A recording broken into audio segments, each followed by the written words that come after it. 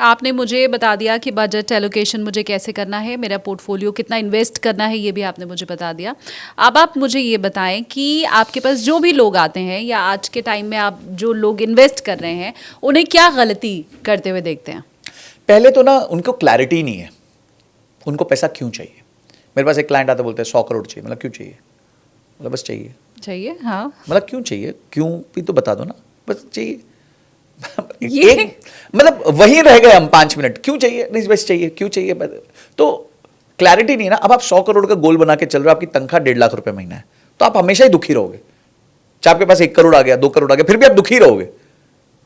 फिर एक बंदा आता है, वो बोलते हैं कि भाई मेरे को फाइनेंशियल इंडिपेंडेंट होना है सर। मुझे ऐसा लगता है आज मेरा खर्चे 70,000 है, 10 साल बाद ये खर्चे मेरे 1.5 लाख रुपए महीना हो जाएंगे, उसके हिसाब से मुझे कितना पैसा चाहिए। ठीक है जी, हमने कैलकुलेट किया, हमने बोला भाई आपको मोटा मोटी 3-4 करोड़ रुपए होंगे तो बढ़िया। बोला सर 3-4 करोड़ का प्लान बता दीजिए, क्या करना है मुझे। ये ऐसे लोग मुझे बहुत पसंद है कि 3-4, उनको पता है मैं इस पॉइंट पे फाइनेंशियली फ्री हो सकता हूं, तो भाई मैं इस हिसाब से निवेश करूंगा। ठीक है। दूसरी जो उनकी ना रिटर्न्स की एक्सपेक्टेशन होती है कि यार संजय सर 18% रिटर्न कैसे बनेगा। वो ये नहीं सोचते मैं 20 साल कैसे इन्वेस्ट करूंगा। तो हम माइंड उनका यही डाइवर्ट करते रह जाते हैं, अरे यार लंबा चलो, ज्यादा नहीं ज्यादा देर कमाएंगे, ज्यादा नहीं ज्यादा देर कमाएंगे। तो सेकंड मिस्टेक है कि वो सब कुछ बहुत शॉर्ट टर्म देखते हैं और शॉर्ट टर्म के बेसिस पे ही डिसीजन ले लेते हैं, चाहे वो मार्केट ऊपर गई हो तो भी और नीचे गई हो तो भी। तीसरा है पास्ट रिटर्न्स देख के फ्यूचर रिटर्न्स प्रिडिक्ट करना। ये फंड ने 36% दिया पिछले 3 साल में, नॉट अ गारंटी कि वो अगले 3 साल में भी 36 देगा। हाँ। ये उसका गोल्डन फेज चल सकता है ना। पर अगर आप देखो 15 साल में उस फंड ने कितना दिया, 10 साल में कितना दिया, वो एक राइट नंबर होता है। तब आपको पता चलता है कि एक्चुअली आपको क्या मिल सकता है। तो ये तीसरी गलती है कि पास्ट रिटर्न्स को वो फ्यूचर के रिटर्न्स भी मान लेते हैं। चौथा, एसेट क्लास का नेचर, उसका रिस्क और उसका रिटर्न नहीं समझते।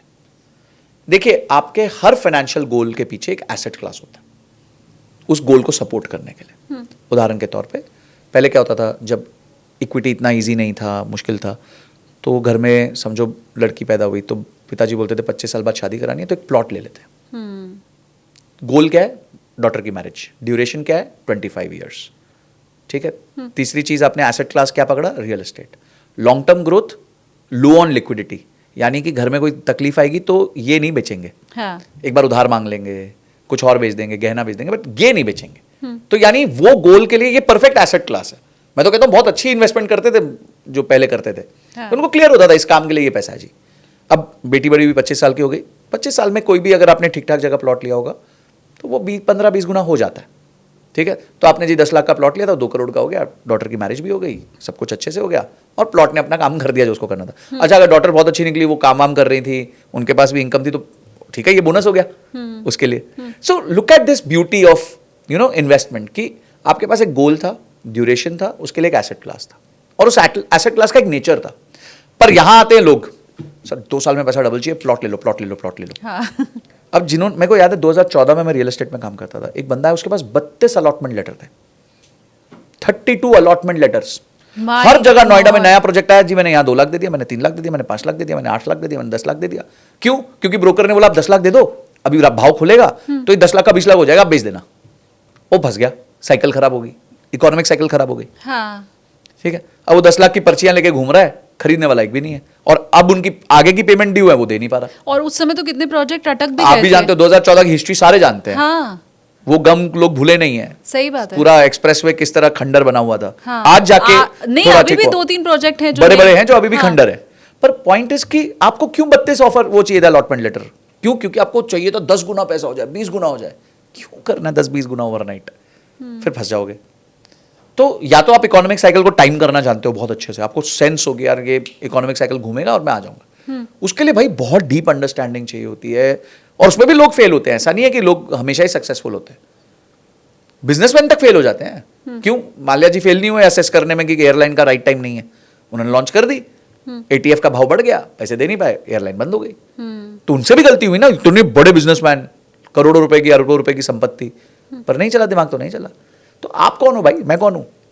इसलिए एसेट क्लास को समझो, एसेट क्लास के नेचर को समझो, उसके एसोसिएटेड रिस्क को समझो और रिटर्न्स के पोटेंशियल को समझो। ये 4 चीजें समझने के बाद निवेश करो। शालिनी जी, आप गृहिणी हैं, आप तो घर पे कभी सब्जी वब्जी खरीदती होंगी, तो जाके चेक करते रहे। टमाटर भी आदमी खरीदता है, जाके चेक करेगा ना एक बार कि ठीक है कि नहीं है, ₹50 किलो 100 किलो वाली आइटम, यहां आप करोड़ों रुपए के डिसीजंस लेते हो और सोचते ही नहीं हो, दोस्त के टिप पे चले गए।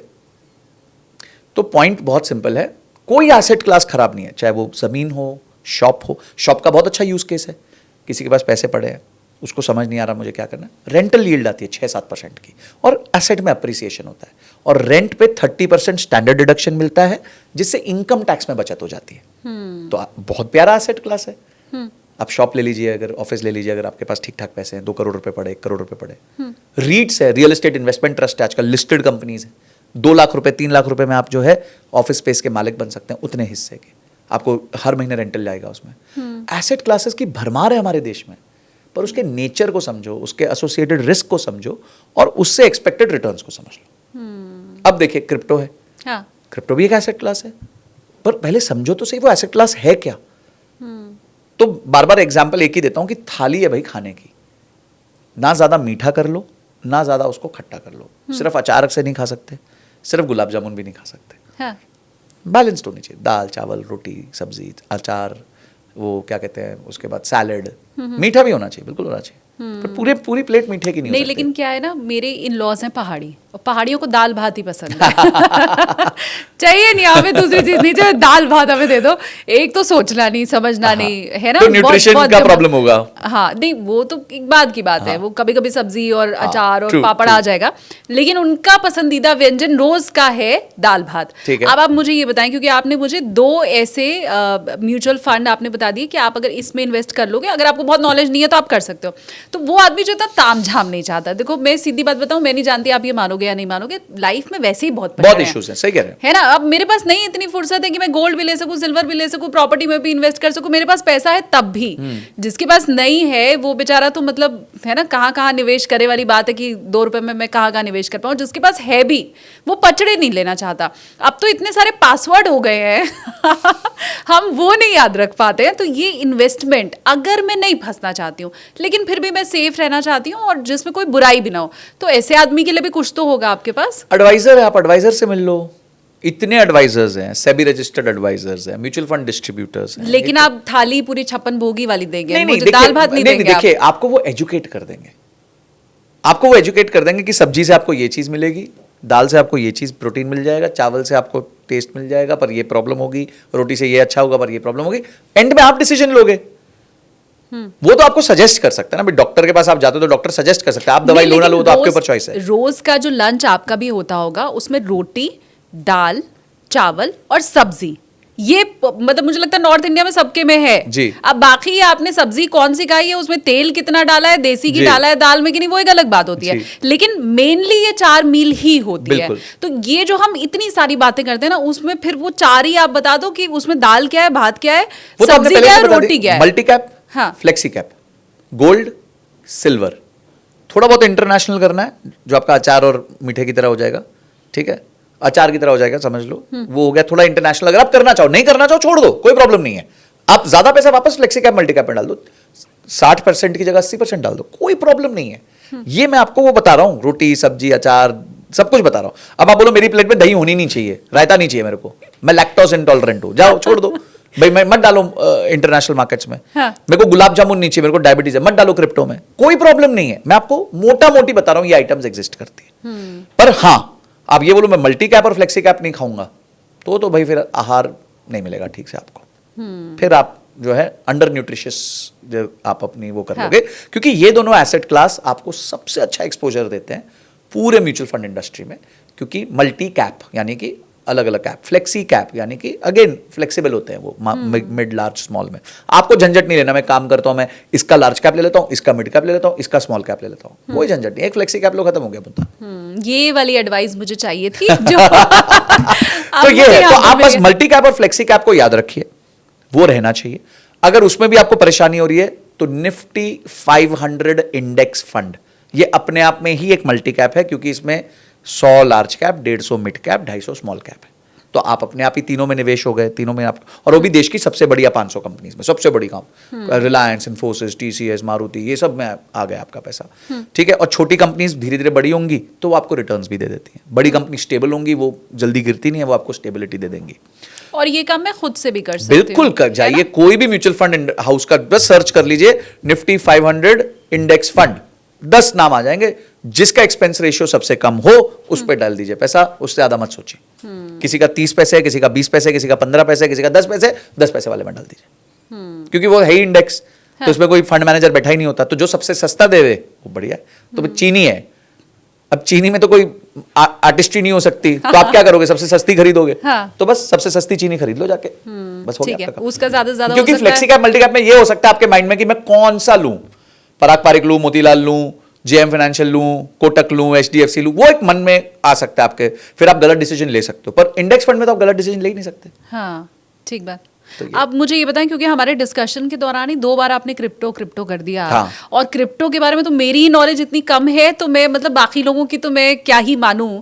जब म्यूचुअल फंड में इंडिया में इतने कम लोग इन्वेस्ट कर रहे हैं, तो मतलब क्रिप्टो का तो क्या हाल होगा मुझे पता नहीं। लेकिन मुझे ये पता है, और मेरे व्यूअर्स को भी ये पता होगा, कि सबसे ज्यादा पैसा अगर कहीं है कि मतलब रात में सोए और सुबह उठे तो छप्पर फाड़ के बरसा, तो वो क्रिप्टो ही है। उल्टा भी ये सब हाँ उल्टा भी है, क्योंकि उल्टा रिस्क भी है। उतना ही है। हाँ। तो हम जानते भी नहीं है उसके बारे में, लेकिन हम ये भी जानते हैं कि सबसे ज्यादा पैसा क्रिप्टो देता है। तो अब क्रिप्टो पे तो मुझे लगता है एक अलग डिस्कशन करना पड़ेगा। बस मुझे आप ये बता दो कि है किसके लिए क्रिप्टो। क्रिप्टो देखिए, वापस एक तो आपके पास थोड़ा इन्वेस्टेबल कॉर्पस बड़ा होना चाहिए। अगर आप 1000 रुपए की SIP करने वाले हो तो क्रिप्टो छोड़ दो, ठीक है। कितने के ऊपर वाले सोचे? मेरे हिसाब से एटलीस्ट 5000 से ऊपर जिसकी SIP चल रही है, वो 500 रुपए तक की SIP उसमें कर दे। क्रिप्टो में भी आप SIP कर सकते हो। अच्छा, 200 रुपीज पर वीक के हिसाब से आप, मतलब 800 रुपए में आप महीना की SIP स्टार्ट कर सकते हो। बिटकॉइन हो गया, एथेरियम हो गया, बड़े कॉइन्स हो गए जो मतलब उसमें भी आप कचरा मत उठाओ बाबा, कोई भी कॉइन उठा लिया, क्योंकि 1 करोड़ 80 कॉइन्स है, 1 करोड़ 80 लाख कॉइन्स है, सॉरी। My God. तो आप क्या क्या करोगे, 80 लाख कॉइन्स, क्योंकि वहां देखिए वो थोड़ा सा ऊपर नीचे भी चलता है वहां पे मामला। तो आपको कुछ नहीं करना, आपको 5 सबसे बड़े कॉइन्स को डिसेंडिंग ऑर्डर में डाल देना जिनकी मार्केट कैप सबसे बड़ी है। आप बताएंगे। जैसे बिटकॉइन है, इथेरियम है, सोलाना है, कार्डानो है, हमारे देश का भी एक कंपनी बहुत अच्छी पॉलीगॉन है, वो है। तो ये है, बस इसी में आप इन्वेस्ट करिए, इसकी SIP बनाइए, इसका एक बास्केट बना लीजिए और SIP करते रहिए, मजे करिए। मतलब जितना इन्वेस्ट हम कर रहे हैं उसका 10%। 5 to 10%। अगर बहुत बड़ा कैपिटल है तो 5%, थोड़ा छोटा है तो 10%। और ये भी लॉन्ग रन के लिए होना एकदम चाहिए। 15 साल, 10 साल, 15 साल। अच्छा हाँ, अगर आप 2 साल के लिए कर रहे हो तो क्रिप्टो से तो बहुत दूर भागो, मतलब वो तो ऐप ही डिलीट कर दो। अच्छा। हाँ, प्लीज देखिए, आप वापस समझिए, high risk assets are never to be held for short term. बस एकदम नियम बड़ा क्लियर है। और हमने अभी तक जितने भी लॉन्ग रन वाले और हाई रिस्क की बात की है, वो सारे 17 से 19% की है। देखिए 17 से 19% मेरे हिसाब से एक ज्यादा एस्पिरेशनल रिटर्न होगा। अच्छा, मेरे हिसाब से लोगों को 13 से 14% से ऊपर के रिटर्न की अजम्पशन नहीं करनी चाहिए, उसके ऊपर जो है वो कृपा, बट अजम्पशन आपको 13-14% की ही रखनी चाहिए। लेकिन क्रिप्टो तो मैंने सुना है कई कुछ भी दे देता है, बिल्कुल दे सकता है, आपके नसीब पे है। पर आपने पूरे पोर्टफोलियो का रखा ही 5-10% है, तो अगर समझिए उतने पोर्शन ने आपको 25% रिटर्न दे दिया, तो और बाकी पोर्टफोलियो ने आपको समझिए 12% रिटर्न दिया, तो ये दोनों मिलके करीबन 15% रिटर्न पहुंच जाएंगे। देखिए मैं आपको बताता हूं, हमारे यहां प्रॉब्लम क्या है, ऑल और नथिंग अप्रोच है। जो चीज सबसे ज्यादा रिटर्न देती है, सारा पैसा उठा के लोग वहां डाल देते, उधार लेके भी डाल देते हैं। हाँ। अभी हमारे पीछे बड़े अच्छे फ्रेंड मिले, बोले संजय जी आपने मेरी ना म्यूचुअल फंड में इन्वेस्टमेंट कराई थी, तो मेरा धीरे धीरे कॉर्पस हो गया 50 लाख। ठीक है, मतलब वेरी गुड, बहुत अच्छी बात है, बड़ा खुश हुआ मैं। अच्छा, तो अच्छी SIP करते थे, 2.5-1 लाख रुपए महीने की करते थे। तो बोलते पर सर वो रह गए 25 लाख। मतलब यार इतना थोड़ी कोई गिरा म्यूचुअल फंड, आप ऐसे ही। बोलते नहीं नहीं आपकी गलती नहीं है। बोलते हमने वो किसी ने आया बोला कि ये वाला शेयर खरीद लो, अगले 2 महीने में डबल है, इनसाइडर न्यूज़ है। और बोलते मैं बहुत ट्रस्ट करता हूँ उस आदमी को। मतलब ठीक है, तो बोलते मैंने सारा 50 लाख का म्यूचुअल फंड तोड़ा और उठा के उनको दे दिया, वो शेयर में डाल दिया। बोलते 220 रुपये में डाला था, अभी 99 रुपये चल रहा है। तो वो 50 लाख मेरे 25 लाख से भी कम हो गए। बोला यार वेरी सॉरी। बोलता है पर मैं तो ठीक हूँ क्योंकि ये मेरा पैसा था, मेरा उधार नहीं था। बोलते मेरे एक फ्रेंड ने, जो बहुत बड़े कोई नेता वेता भी थे, उन्होंने अपने दोस्तों से उधार लेके 3 करोड़ रुपए डाल दिए थे। अब वो 3 करोड़ रह गए, 1.25 करोड़ रह गए या 1.5 करोड़ के बीच में रह गए।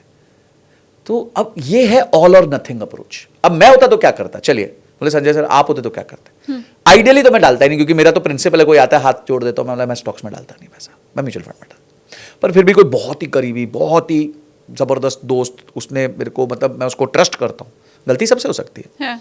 तो मैं बोलता ठीक है भाई, एक काम करते हैं, मेरी क्षमता ना समझो टोटल 50 लाख की है, तो मैं काम करता हूँ 5 लाख रुपए के ले लेता हूँ। तो अब वो 5 लाख 2.5 लाख हुए होते, मेरे 47.5 लाख तो बचे हुए होते, तो मेरा टोटली 2.5 लाख का नुकसान होता, इतना मैं बेयर कर सकता था। हाँ। पर यहां क्या हुआ, ऑल और नथिंग, मतलब या तो बिल्कुल नहीं करूंगा, या करूंगा तो सारा ही म्यूचुअल फंड बेचूंगा, उसको मैं पूरा हाई रिस्क में डालूंगा। अब सर पकड़ के बैठा हूं कि यार काश संजय जी की उस दिन सुन ली होती। हाँ, ये भी हो सकता था डबल हो जाए, हो सकता था, मैं डिनाई नहीं कर रहा हूं, पर आज का जो उनका इक्वेशन है, आज का जो उनका इमोशन है, वो क्या होगा आपके हिसाब से? कितने स्ट्रेस में होगा वो आदमी जिसने दोस्तों से उधार लिया हुआ है, जब वो फोन करते होंगे, यार तूने तो डबल बोला था, साला हमारे यहाँ बिल्कुल आधे कर दिए पैसे तूने। हाँ। बताया नहीं, डबल तूने डिनोमिनेटर में डालना था, 2 का मल्टीप्लाई नहीं करना था, 2 का डिवीजन करना था, पहले बता देता यार। और वो कितने साल की मेहनत थी, क्योंकि आपने ही पोर्टफोलियो आई गेस, मेरे हिसाब से 3-3.5 साल लगे थे उनको, 2-3 साल के बीच में लगे थे। शुरुआत उन्होंने छोटे से की थी एसआईपी से, फिर धीरे धीरे बढ़ाते गए, पर बंद कर दी, एसआईपी बंद कर दी, क्योंकि उनको ये इतना बड़ा झटका लगा, वो इनर्शिया में आ गए हैं, इतने इनर्शिया में आ गया, वो म्यूचुअल फंड भी नहीं कर पा रहे हैं। बहुत चीजें देखिए, साइकोलॉजी बहुत काम करती है इन्वेस्टमेंट्स में। लोगों को लगता है नहीं यार हम करेंगे और कुछ इफेक्ट नहीं होगा। अब जिन जिन के पैसे आधे हुए हैं, आप पूछो उनसे क्या इफेक्ट होता है, इफेक्ट किस चीज को कहते हैं। मैं कह रहा हूं ये सब ट्रॉमा क्यों झेलना है? आपके पास एसेट क्लासेस हैं, आप छोटे समय के लिए निवेश कर रहे हो, आपने एफडी कर ली, आपने छोटे बैंक्स की एफडी कर ली 5 लाख रुपए तक की, ताकि आप सिक्योर रहो, आपको 2% फालतू मिल गए, वेरी गुड। आपने कॉर्पोरेट बॉन्ड्स कर लिए, उसमें भी AA लेवल के बॉन्ड्स, अच्छे बॉन्ड्स कर लिए, वेरी गुड, आपको 2% और फालतू मिल गए, ठीक है। आपने क्या किया जी, बैलेंस्ड हाइब्रिड फंड्स में पैसा डाल दिया, जिसमें थोड़ा इक्विटी है, थोड़ा डेट है, आपने अपने आप को सेफ एंड सिक्योर कर लिया। आपने बॉन्ड्स बेस के जो डेट फंड्स होते हैं म्यूचुअल फंड्स में, उनमें पैसा डाल दिया, सेफ एंड सिक्योर हो गए, क्योंकि ड्यूरेशन छोटा है। हाँ, ड्यूरेशन लंबा है तो आपको वैसे ही कोई फर्क नहीं पड़ता, आप डाली 10-15 साल के ले रहे हो, 10-15 साल में तो हो गया था ना, इंसान और मार्केट ने ऊपर ही जाना है। ये सही। अच्छा, हमने जो पिछला पॉडकास्ट किया था, हमने क्योंकि उसमें टर्म इंश्योरेंस की भी बात की थी, हेल्थ इंश्योरेंस की भी बात की थी, और कोशिश इस पॉडकास्ट के ज़रिए भी हमारी है, सिर्फ लोग पैसा ना बनाएं, वो जो खतरा समझ नहीं पाते हैं वो भी वो थोड़ा सा समझें कि सिर्फ पैसे और इन्वेस्टमेंट के साथ ही ऐसा नहीं है कि कुछ भी हो सकता है, आपके साथ भी कुछ भी हो सकता है। तो उसकी कितनी ज़रूरत है, और क्या अभी भी, क्योंकि हमारे उस पॉडकास्ट और इसके बीच में थोड़ा गैप है, तो क्या अभी आपने देखा है कि अवेयरनेस लोगों की बढ़ गई है टर्म इंश्योरेंस के लिए, हेल्थ इंश्योरेंस के लिए, Tier 2 Tier 3 सिटीज़ में भी है ऐसा क्या? आई थिंक सबसे पहले तो मैं गवर्नमेंट को कॉन्ग्रेचुलेट करूंगा कि उन्होंने एटलीस्ट 0 GST कर दिया इस चीज़ को। दो इसमें सारा बेनिफिट नहीं पास होगा, बिकॉज कंपनीज का इनपुट कॉस्ट होता था, वो अब कॉस्ट बन जाएगा। तो मुझे लगता है फिर भी 7 से 8% का पासबैक मिल जाना चाहिए हमारे को मार्केट में।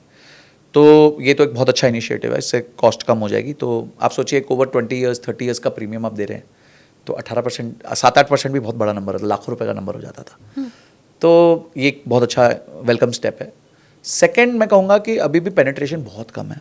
मैं तो खुद ही जब अपने बैचेस करता हूँ, देखता हूँ अच्छे खासे लोग जिनकी अच्छी खासी तनख्वाहें हैं, पोर्टफोलियो है खुद के, किसी का 1 करोड़ का, किसी का 50 लाख का, पर इंश्योरेंस नहीं है और ना ही इंश्योरेंस की समझ है।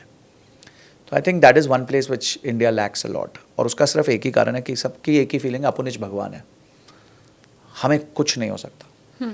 उनका इतना फालतू क्वेश्चन होता है, कोई भी उससे बोले कि भाई तुम्हारा एक टर्म इंश्योरेंस है, तुम्हारे को 20,000 रुपये साल का देना है। अच्छा, कितने साल तक देना है? समझो 25 साल तक देना। अच्छा, तो क्या होगा? बोले अगर आपकी डेथ हो गई तो आपको, आपके परिवार को 1 करोड़ रुपए मिल जाएंगे। ठीक है जी। बोले अगर मैं जिंदा बच गया तो भाई तुमने मरने के लिए हाँ, मतलब गुड थिंग ना, तुमने मरने के लिए थोड़ी इंश्योरेंस ली थी, तुमने ली थी कि अगर बाय चांस तुम्हें कुछ हो जाए तो तुम्हारा परिवार सफर ना करे। उनको सिर्फ इमोशनल पेन है, जो तो आप ऑब्वियसली नहीं पूरा हो सकता आपके जाने के बाद, पर एटलीस्ट फाइनेंशियल बर्डन उन पे ना रहे। बोले नहीं यार, अगर मैं जिंदा बच गया तो, बोले what a problem to have यार। तो अब इंश्योरेंस पॉलिसीज को समझ आ गया इंश्योरेंस कंपनीज को कि इन लोगों को भी सेटिस्फाई करना है, क्योंकि भारत में तो लोगों को पैसा वापस चाहिए। तो उन्होंने मनी बैक स्कीम्स निकाल दी, यूलिप्स निकाल दिए। ठीक है, वो जो योजनाएं होती हैं कि जिसमें 10 साल पैसा डालो, फिर 5 साल मत निकालो, फिर 10 साल फिर से निकालते रहना, फिक्स्ड इनकम टाइप्स। उनको समझ आ गया इंडियन माइंडसेट। अब वो ये नहीं समझ पा रहे इन्वेस्टर कि वो उन्हीं के जेब से निकाल के उनको दे रहे हैं। ठीक बात। आप उनकी कभी रिटर्न्स निकालो, 4-5% की रिटर्न्स निकलती हैं, पर वो नंबर इस तरीके से प्रेजेंट करते हो, अरे वाह मजा आ गया, और अच्छा इसके साथ इंश्योरेंस भी मिलेगी। हाँ हाँ, इंश्योरेंस भी मिलेगी। तो मैं जिंदा बच गया तो पैसे मिलेंगे, और नहीं बचा तो भी मिल जाएंगे। मतलब उनको ऐसे सेटिस्फाई कर देते हैं, और वो एक वहम में आ जाते हैं। अरे भाई ये कॉस्ट है जीने की, भाई रेंट देते हो, EMI देते हो, रहते हो ना, अब बोलो रोड पे रह लो, सब बच जाएगा, तो रोड पे तो नहीं रह सकते ना आप। पैदल हर जगह 20-20 किलोमीटर पैदल चले जाओ, आपका भाड़ा बच जाएगा, मेट्रो का भाड़ा बच जाएगा, नहीं कर सकते ना, मेट्रो यूज करते हो। This is called cost of living, and insurance is cost of living, it is cost of protecting you. कल को आपकी हेल्थ खराब हो गई, कुछ इश्यू हो गया, कुछ आपको हॉस्पिटल जाना पड़ गया, हॉस्पिटल जाने की वजह से आपकी इनकम लॉस हो गई, 3-6 महीने आपको इनकम नहीं आ रही, सब चीज कवर्ड है भाई आज के दिन पे। ले लो एक इंश्योरेंस, क्यों परेशान हो रहे हो? एक डिनर कम कर लेना, एक स्विगी जोमेटो का ऑर्डर कम कर लेना, उतने में हो जाता है, इतना ही लगता है, 25-30 रुपए दिन का ये खर्चा तो है। कुछ भी नहीं है। मैं आपको बताती हूँ, मेरे पास एक सज्जन आए थे जब इस विषय पे चर्चा हो रही थी कि टर्म इंश्योरेंस और हेल्थ इंश्योरेंस के ऊपर। आप अपना हाथ दिखाओ संजय जी, ये लाइफ लाइन होती है उनका, ऐसा कहना था। शालिनी जी आप अपना हाथ दिखाओ, ये देखो, अच्छा। ये लाइफ लाइन है। आप देखो, आपकी भी बहुत बड़ी है संजय जी, है ना? उनका ही तो कहना हम ये भी बहुत हम बड़ी भी है। वॉरेन बफेट सर जैसे थोड़ा सा कंपाउंडिंग रिटर्न्स कमा पाएंगे। उन्होंने मुझे बोला नहीं नहीं नहीं, मेरी जीवन रेखा बहुत बड़ी है, तो मुझे कुछ होना नहीं है, तो टर्म इंश्योरेंस की कोई जरूरत नहीं है। तो लोग ऐसे कैलकुलेट कर रहे हैं कि मेरी जीवन रेखा बहुत बड़ी है, मुझे तो कुछ होना नहीं ये है, कैलकुलेटर है उनका। तो उनको टर्म इंश्योरेंस की जरूरत है नहीं। हाँ। तो वो पैसे बचा ले रहे हैं, और कितने ही बचा ले रहे हैं। वही जो आपने कहा कि एक स्विगी जोमेटो जितना ही होता बिल्कुल, है। आप सोचो 30 रुपए दिन, 40 रुपए दिन में अगर आप राइट एज पे अपनी इंश्योरेंसेस ले लो तो 30-40 रुपए से ऊपर का खर्चा नहीं। देखिए जब लाइफ आपकी, अब आप देखिए जब बड़े लोग होते हैं जिनके पास पैसा होता है, वो क्या करते हैं? सबसे पहले इंश्योरेंस खरीदते हैं। They want to protect what they have always. उनकी बड़ी बड़ी इंश्योरेंसेज होती है, फायर इंश्योरेंस होगी, ये इंश्योरेंस होगी जी, वो इंश्योरेंस होगी, because they understand the value.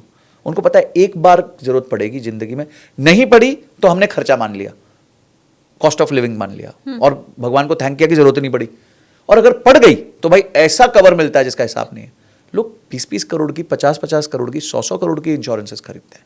Hollywood में एक्ट्रेसेस और एक्टर्स अपने बॉडी पार्ट्स के इंश्योरेंसेस लेते हैं, ताकि उनको पता है वो बॉडी पार्ट ही की वजह से ही चल रहे हैं। कोई भी बॉडी पार्ट हो सकता है, बट उसकी वजह से ही वो चल रहे हैं, तो उसका वो इंश्योरेंस लेते हैं, क्योंकि उनको पता है वो उनकी रोजी रोटी है भाई। कल को मतलब पोर्टफोलियो बनाए या ना बनाए, आप कह रहे हैं ये तो लेना ही लेना है। स्टेप 1 है, पोर्टफोलियो सेकेंडरी है। सबसे पहले insurance, it is the seat belt of your life. जैसे गाड़ी में बैठते सीट बेल्ट, वैसे ही यहाँ सीट बेल्ट। तो मुझे संजय जी आप ये बताइए, क्योंकि हमने जितनी भी बात की है उसमें आपने मुझे ये बोला है कि लॉन्ग रन में या लॉन्ग टर्म में हम इन्वेस्ट करें, इतना करें तो इतना मिलेगा। आज के टाइम में हम सब ये समझना चाहते हैं, तो क्या हम जीना छोड़ दें? क्या हम मजे करना छोड़ दें? अगर हम भविष्य के लिए 25% आपने कहा कि तुम इन्वेस्ट ही कर दो, अभी तो हम गरीबी में और गुर्बत में जी ही रहे हैं, तो अभी का जीवन भी गुर्बत का। 25% जो पैसा मेरे हाथ में है जिससे मैं ऐश कर सकती हूँ, वो मैंने इन्वेस्ट कर दिया, तो मतलब मैं बुढ़ापे में जाके फिर ऐश करूंगी, अभी नहीं करूँ? देखिए एक ना बहुत फेमस एक्सपेरिमेंट हुआ था। तो क्या हुआ, कुछ बच्चों के सामने मार्शमेलो रख दिया गया था, ठीक है, और उनको एक कमरे में बंद कर दिया, सबके सामने मार्शमेलो रख दिया। अब बच्चों को मार्शमेलो बड़ा पसंद है, मीठा मीठा सा होता है। और एक बंदे ने बोला कि आप 15 मिनट रुको, हम चॉकलेट सॉस लेके आ रहे हैं, और जिसके पास मार्शमेलो बचेगा उसको हम चॉकलेट सॉस दे देंगे। बच्चे हैं छोटे, अब किसी ने देखा, किसी ने खाई लिया, बोला छोड़ यार कब आएगा चॉकलेट सॉस, कौन देखेगा, ठीक है। किसी ने थोड़ा देखा, ऐसा लिख किया, किसी को नहीं नहीं मैं वेट करूँगा, चॉकलेट सॉस बहुत इंपॉर्टेंट है मेरे लिए। तो आए और फिर चॉकलेट सॉस मिली, तो जो लोग ने खा लिया था मार्शमेलो रोने लग गए कि भैया हमारे को चॉकलेट सॉस चाहिए, बट कंडीशन वाज कि मार्शमेलो होना चाहिए तभी आपको चॉकलेट सॉस मिलेगी।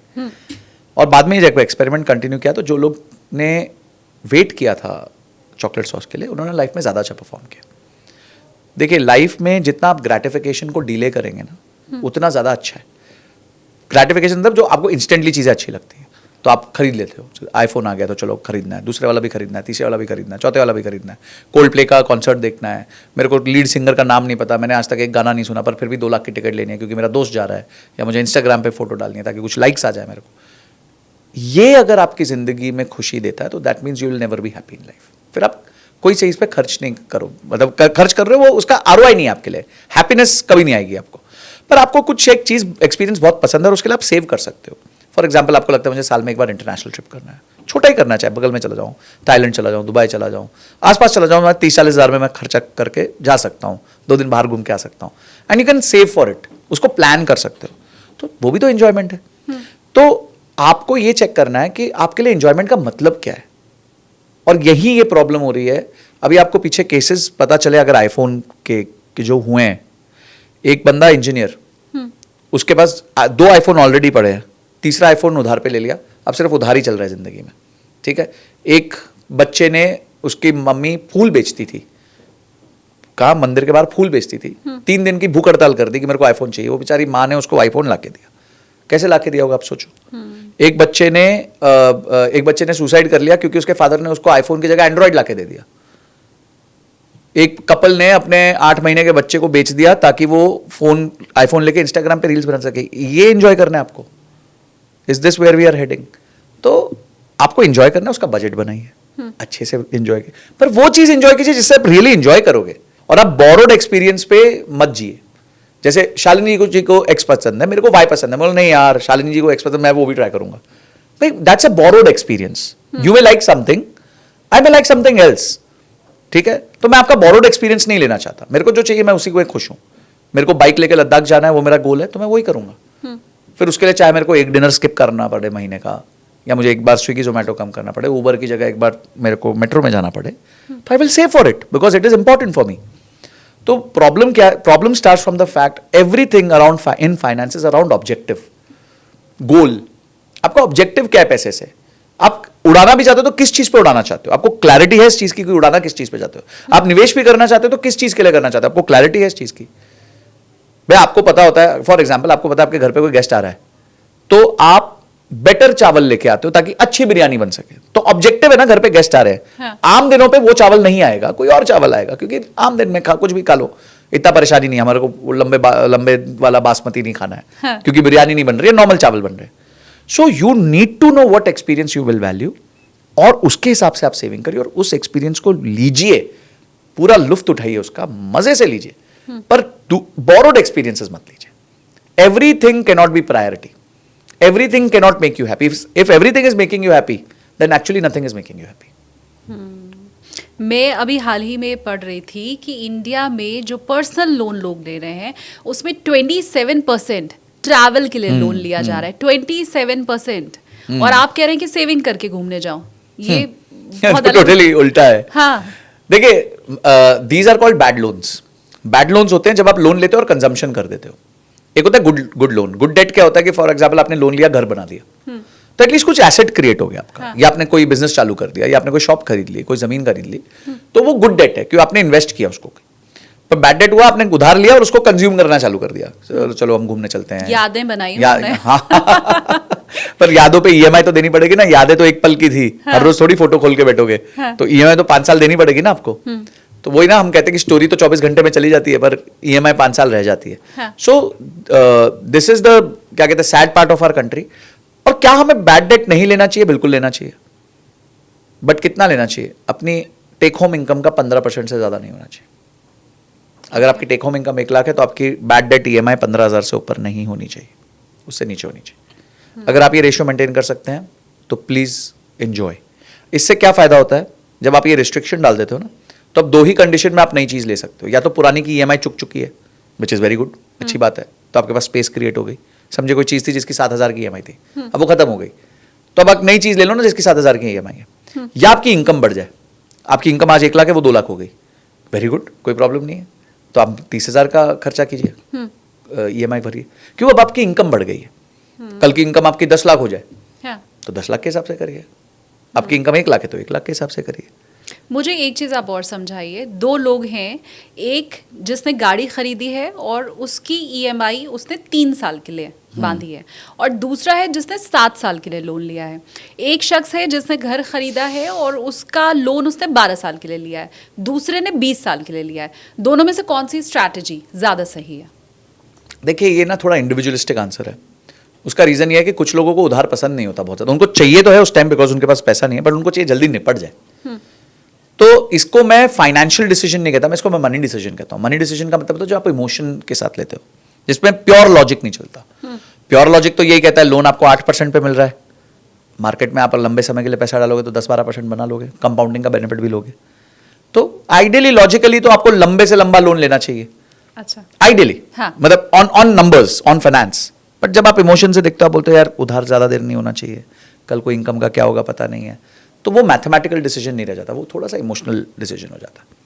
तो जब आप इमोशनल डिसीजन लेते हैं, तो अगर आप लोन कम समय के लिए लेना चाहते हैं और आप ज़्यादा ईएमआई भरना चाहते हैं, वेरी गुड, बहुत अच्छी बात है, कोई प्रॉब्लम नहीं। मतलब आप कह रहे हैं कि दोनों बिल्कुल, अपने-अपने दोनों हिसाब अपनी से- अपनी जगह बिल्कुल सही है, बिल्कुल सही है, कोई प्रॉब्लम नहीं है। एक बंदा इतना रिस्क ले सकता है, वो कहता है चलो ठीक है, मेरे को कोई प्रॉब्लम नहीं है, तो मैं साथ साथ अपनी इन्वेस्टमेंट्स भी करता हूँ। दूसरा बंदा बोलता है यार मेरे हाथ में ज़्यादा पैसा आएंगे, मैं उसको कहीं उड़ा दूंगा, आज इससे पहले मैं लोन ही चुका देता हूँ। दोनों माइंड सेट ओके हैं, मेरे को कोई प्रॉब्लम नहीं। अब एक आखिरी सवाल मेरा, क्योंकि ज़्यादातर लोग बैंक से फ़ोन आता है या किसी एजेंट का फ़ोन आता है और उनसे बहुत सी स्कीम लेते हैं, और बहुत से लोग, मुझे लगता है जो म्यूचुअल फंड में नहीं भी इन्वेस्ट कर रहा है वो ऐसी स्कीम में तो इन्वेस्ट कर ही रहा है। क्या आप उन्हें ये एडवाइस करेंगे, क्योंकि ये स्कीम भी लॉन्ग रन की होती हैं, 10 साल 12 साल 15 साल इससे कम की नहीं होती हैं, तो क्या उनके लिए भी म्यूचुअल फंड ही है, स्कीम्स नहीं हैं? देखिए, मैं एक बार ना एक कुल्फ़ी की दुकान में गया था, तो उसमें लिखा था कुल्फ़ी आइसक्रीम नहीं होती, कुल्फ़ी कुल्फ़ी होती है, आइसक्रीम आइसक्रीम होती है। हाँ। तो ये जो स्कीम्स है ना, ये पैकेज करके आपको कुल्फ़ी और आइसक्रीम एक साथ खिला रहे हैं, which is insurance and investment. Insurance insurance होती है, इन्वेस्टमेंट इन्वेस्टमेंट होती है। इंश्योरेंस के पर्पज़ के लिए आप इन्वेस्टमेंट मत लीजिए, और इन्वेस्टमेंट के पर्पज़ के लिए इंश्योरेंस मत लीजिए। अच्छा। तो अगर कोई व्यक्ति ये स्कीम्स पे डिपेंड कर रहा है कि 5 साल डालो, 10 साल डालो, फिर 5 साल मत निकालो, फिर 5-10 साल फिर से निकालो, तो मेरे हिसाब से वो करने से अच्छा है आप नॉर्मल एसआईपी कर दो, फिर भी आपको ठीक ठाक रिटर्न्स बन जाएंगे। निफ्टी 50 में कर दो, निफ्टी 500 में कर दो, जहां समझ आता है कर दो, मल्टी कैप में कर दो, फ्लेक्सी कैप में कर दो। बट ये स्कीम्स, देखिए कोई भी चीज़ जो फिक्स्ड होती है ना, वो आपको हाई रिटर्न्स नहीं दे सकती, और ये गलती उनकी नहीं है जो आपके दे रहे हैं स्कीम, उनकी क्या गलती है? वो तो कह रहे भाई आप मांग रहे थे, हमने दे दिया एक प्रोडक्ट, हाँ। आपको समझ नहीं आई, आपकी गलती। उन्होंने तो आपकी डिमांड थी ना कि भाई मेरे को ऐसा एक प्रोडक्ट चाहिए, पर फिक्स्ड रिटर्न्स जो भी स्कीम देगी वो आपको ज्यादा रिटर्न्स नहीं दे पाएगी, वो हमेशा कम रिटर्न्स देगी आपको, and that you have to always remember, मतलब ये आप भूल नहीं सकते। तो मेरा कहना होगा एसआईपी करिए, स्कीम्स छोड़ दीजिए। ठीक है, बहुत सी मुझे लगता है आज की ये जो क्लासेस थी आपने उसमें बहुत सी चीज़ व्यूअर्स को समझाई है। कुछ ऐसे सवाल ज़रूर रह गए होंगे जो आज मैं नहीं पूछ पाई संजय जी से, कमेंट सेक्शन खुला हुआ है, जब हमारी अगली बार मुलाकात होगी तो मैं पूछ लूँगी संजय जी से। लेकिन आज क्योंकि ये मैंने नया पैसा बोलता है शुरू किया है, तो मैं ये चाहती हूँ, आपकी फ़ैन फॉलोइंग बहुत बड़ी है संजय जी तो मेरा भी थोड़ा भला हो जाए। आप अगर कैमरा देखते हुए और लोगों को ये बोलें कि वो पैसा बोलता है को सब्सक्राइब करें। तो great, thank you so much first of all Shalini ji, and congratulations to you for starting this great news channel Paisa Bolta है। और आपका ये एक्सपर्टीज रहा है हिस्टोरिकली कि आपको पैसे बोलता है कि पता है, मतलब हाउ इट टॉक्स। तो मैं सबसे एक ही चीज़ रिक्वेस्ट करूंगा कि आप इमीडिएटली इस चैनल को सब्सक्राइब करें, घंटी ज़रूर दबा दें, ताकि वीडियोस जो आ रही हैं इस पे वो आपको मिस ना हो। मैं भी शालिनी जी के साथ और वीडियोस करूंगा इसी टॉपिक पे, जहाँ जो भी आप क्वेश्चंस पूछेंगे तो can see me again here. इस वीडियो को एटलीस्ट 5 दोस्तों के साथ शेयर करो जिनको आपको अचानक से याद आता है नाम के, हाँ यार ये गलती मेरा ये वाला दोस्त कर रहा है, उसको इमीडिएटली भेज दो, शायद उसका भला हो जाए। 3-4 टॉप लर्निंग्स आपकी क्या रही हैं वो भी कमेंट सेक्शन में जरूर लिखना, ये जरूर बताना, और आगे और किस गेस्ट को आप इनके साथ देखना चाहते हो ये भी बता देना। मैं इनका काम मैं ही कर रहा हूँ आज पूरा मैं वही देख रही थी तो मैं इनका पूरा काम करके जाता हूँ अच्छे से, कि आप जो है अगला गेस्ट किसको देखना चाहते हैं इस चैनल पे वो भी बता दीजिएगा नीचे कमेंट सेक्शन में। और शालिनी मैम डेफिनेटली सारे कमेंट्स पढ़ेंगे and she will get back to you and try to get that guest for you. अब मुझे ये भी सीखना पड़ेगा आपसे इतना अच्छे से घंटी बजाओ सब्सक्राइब करो, ये तो मैं भी नहीं बोल पाती हूँ, तो मुझे ये भी सीखना पड़ेगा। मांगना पड़ता है, मांगेंगे तो मिल जाएगा नहीं, पर थैंक यू सो मच। और एक कंटेंट क्रिएटर अगर किसी दूसरे के चैनल को सब्सक्राइब करने के लिए बोल रहा है, तो मुझे तो लगता है ये ऐसी सेवा है संजय जी जो कम ही लोग कर पाते हैं। नहीं, मुझे ऐसा लगता है कि we are all in this profession, there is no competition, there is always cooperation, यानी कि आपका जो है कोऑपरेशन जो ज्यादा होता है। And we should all thank the audience कि उन्होंने मतलब इतना टाइम देते हैं, इतना they listen to us, and इतना एक्सपीरियंस वो लेके जाते हैं और होपफुली यूज भी करते होंगे कहीं। और आप तो सालों से लोगों को एडुकेट करने का काम कर ही रहे हैं। बहुत मेरी तरफ से आपको भी शुभकामनाएं। Thank you so much. ये ऐसे ही चलता रहे, और इतने बिजी स्केड्यूल में मैं जब समय मांगती रहूं तो मुझे थोड़ा मिलता रहे, वो मुझे पता है मुझे मिल जाया करेगा। But thank you so much. Thank you Shalini ji, thank you so much. तो संजय कठुरिया जी तो आपको निवेश के बहुत सारे टिप्स दे ही रहे हैं, लेकिन पर्सनल फाइनेंस फील्ड बहुत बड़ा है, बहुत वास्ट है और बहुत सी ऐसी चीजें जो शायद आप जानना चाहते होंगे। तो पहले तो मुझे आप कमेंट करके ये बताइए कि वो और कौन कौन से टॉपिक हैं जिनके ऊपर आप जानना चाहते हैं, ताकि उससे जुड़े हुए जो गेस्ट हैं उन्हें हम बुलाएं। और ये काम करने के पहले आप इस चैनल को सब्सक्राइब जरूर कर दीजिए। टेक ऑफ विद एसकेटी को आपने जितना प्यार दिया, चिंतामणि विद एसकेटी को आपने जितना प्यार दिया, उतना ही प्यार मुझे पैसा बोलता है विद एसकेटी को भी चाहिए। तो फटाफट से पहले आप इस चैनल को सब्सक्राइब कीजिए।